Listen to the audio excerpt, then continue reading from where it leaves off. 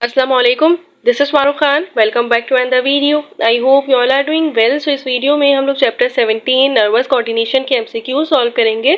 Last video में हम लोग इसके शॉर्ट क्वेश्चन आंसर्स कर चुके हैं ऑलरेडी। हम लोग आज इसके एमसीक्यू सॉल्व करेंगे। Chapter 15 and 16 and 23 inheritance, support and movement and homeostasis हम कर चुके हैं। उसके short question answers, long question answers और एमसीक्यूज भी हम सॉल्व कर चुके हैं। आज की वीडियो में हम लोग नर्वस कोऑर्डिनेशन के एमसीक्यू सॉल्व करेंगे।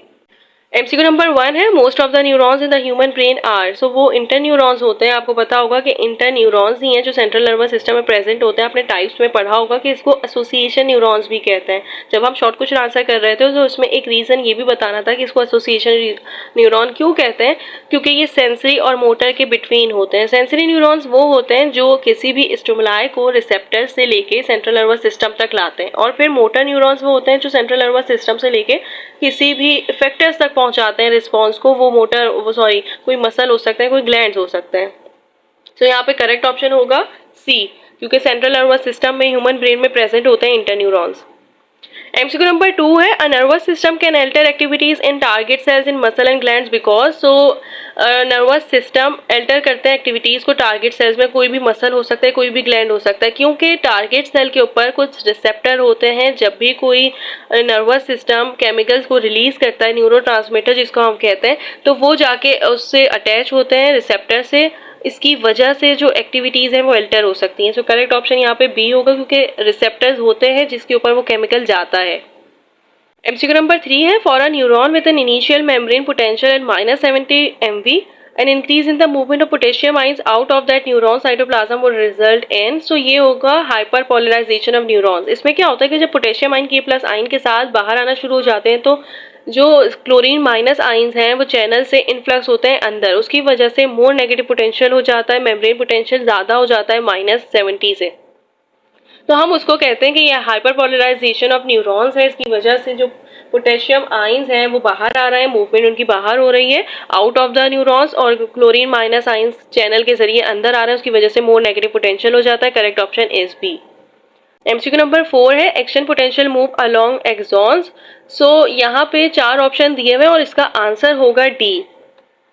एक्शन पोटेंशियल ना ज़्यादातर जो मोर रैपिडली होता है वो माइलिनेटेड न्यूरॉन्स में होता है देन नॉन माइलिनेटेड न्यूरॉन्स, क्योंकि इसमें 2 रीजन होते हैं। एक तो या तो इसका डायमीटर बढ़ा दें, यहाँ पे उन्होंने कहा है more slowly in axons of large than in small diameter. So large diameter में एक्शन पोटेंशियल ज़्यादा तेज़ी से मूव करता है, जबकि as compare to small diameter. So यहाँ पे ऑप्शन ए इनकरेक्ट हो जाएगा, जबकि ऑप्शन डी करेक्ट है, क्योंकि ये नॉन माइलिनेटेड न्यूरॉन्स में मूव करता है स्लो। इसका ये होता है कि वेलोसिटी ऑफ कंडक्शन ज़्यादा हो जाती है, इसकी वजह से ये ज़्यादा मोर रैपिडली मूव कर सकता है। Correct option is D. MCQ number 5 है the surface on a neuron that discharges vesicles is called. So जब आप साइनेप्सिस पढ़ेंगे ना तो आपको पता चलेगा कि साइनेप्सिस में इम्पल्सेस ट्रांसमिट होती हैं from pre to post synaptic membrane. अब क्या होता है कि प्री के पास ना कुछ वेसिकल्स होते हैं जिसके पास केमिकल्स होते हैं, और वो केमिकल्स होते हैं न्यूरोट्रांसमीटर्स। यहाँ पे करेक्ट ऑप्शन होगा प्री साइनेप्टिक मेम्ब्रेन, क्योंकि प्री साइनेप्टिक मेम्ब्रेन के पास ही वेसिकल्स होते हैं जो डिस्चार्ज करते हैं केमिकल्स को। ये आगे एक एमसीक्यू भी है, उसमें हम पढ़ेंगे। एमसीक्यू नंबर 6 है an inhibitory post synaptic potential occurs in a membrane made more permeable to. So वो परमिएबल करता है क्लोरीन आइंस को या पोटेशियम आइंस को। यहाँ पे करेक्ट ऑप्शन ए होगा। एमसीक्यू नंबर 8 है the most inhibitory neurotransmitter of the brain is. So यहाँ पे ना सारी एग्जांपल्स दी हुई है न्यूरोट्रांसमीटर्स की, केमिकल्स की। अब इसमें एक न्यूरोट्रांसमीटर इनहिबिटरी है, बाकी सारी एक्साइटरी हैं, जैसे कि एंडोर्फिन्स, एफिनेफ्रिन, एसिटाइल कोलिन, ये सारे के सारे एक्साइटरी न्यूरोट्रांसमीटर्स होते हैं, जबकि गाबा एक इनहिबिटरी न्यूरोट्रांसमीटर है। Correct option is C. जब मैंने आपको इनहिबिटरी और न्यूरोट्रांसमीटर्स करवाया था, ये हमने किया था, तो डिफरेंस किया था, तब एग्जांपल्स का भी मैंने कहा था कि आप याद कर लिएगा, तो वो इजीली आपके एमसीक्यूज भी हो जाएंगे और जो प्रेजेंटेशन होगी वो भी अच्छी हो जाएगी। एमसीक्यू नंबर 8 है where are neurotransmitter receptors located. So neurotransmitters के जो रिसेप्टर्स होते हैं वो लोकेट करते हैं पोस्ट साइनेप्टिक मेम्ब्रेन में। साइनेप्सिस में इम्पल्सेस हैं वो ट्रांसमिट होती हैं प्री से पोस्ट साइनेप्टिक मेम्ब्रेन में। इसमें क्या होता है कि आपको ये पता होना चाहिए, जब मैं पढ़ाऊंगी तब भी इंशाल्लाह मैं आपको बताऊंगी। प्री साइनेप्टिक मेम्ब्रेन के पास कुछ वेसिकल्स होते हैं, ये वेसिकल्स कंटेन करते हैं केमिकल्स, न्यूरोट्रांसमीटर्स। अब क्या होता है कि यहीं पे कैल्शियम चैनल भी प्रेजेंट होते हैं जो अलाउ करते हैं कि कैल्शियम बाहर है वो अंदर आ जाए एक्सॉन टर्मिनल के पास, और उसकी वजह से वेसिकल्स रिलीज कर देते हैं केमिकल्स को, न्यूरोट्रांसमीटर्स को। वो जाके सिनेप्टिक क्लेफ्ट में रिलीज होते हैं और बाइंड कर जाते हैं रिसेप्टर से पोस्ट सिनेप्टिक मेम्ब्रेन, और फिर आगे जाके जनरेट करते हैं एक्शन पोटेंशियल को। जब जनरेट हो गया इसकी वजह से जो अब वापस से जो केमिकल्स हैं वो वापस से प्री सिनेप्टिक मेम्ब्रेन रीयूज के लिए रीअब्सॉर्ब कर लेता है। तो ये होता है इसका मैकेनिज्म। यहाँ पे होगा कि न्यूरोट्रांसमीटर्स के रिसेप्टर्स प्रेजेंट होते हैं पोस्ट सिनेप्टिक मेम्ब्रेन में, जबकि यहाँ पे हमने पढ़ा था कि जो डिस्चार्ज करते हैं वेसिकल्स को वो होता है प्री सिनेप्टिक मेम्ब्रेन। अब नंबर 9 है which selection is incorrectly paired, fore brain diencephalon, fore brain cerebrum, C option है mid brain brain stem, mid brain cerebellum.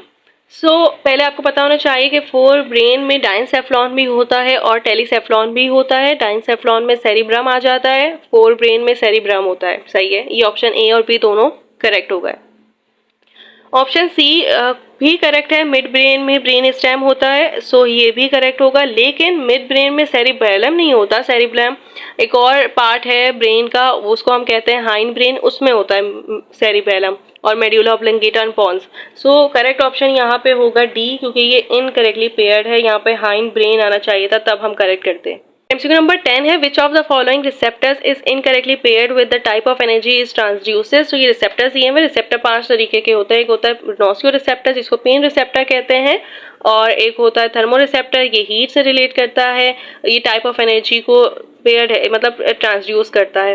Chemo receptors है, ये आपको पता ही चल रहा है केमिकल से रिलेट करता है जिसको हम कहते हैं solute concentration. Pen receptors electricity, ये गलत दे दिया, पेन रिसेप्टर्स को नोसियो रिसेप्टर्स कहते हैं और ये टिश्यू डैमेज को डिटेक्ट करता है। करेक्ट ऑप्शन यहाँ पे बी होगा, जबकि मैकेनो रिसेप्टर साउंड और जो प्रेशर टच होता है ना उससे रिलेट करता है। Correct option is B.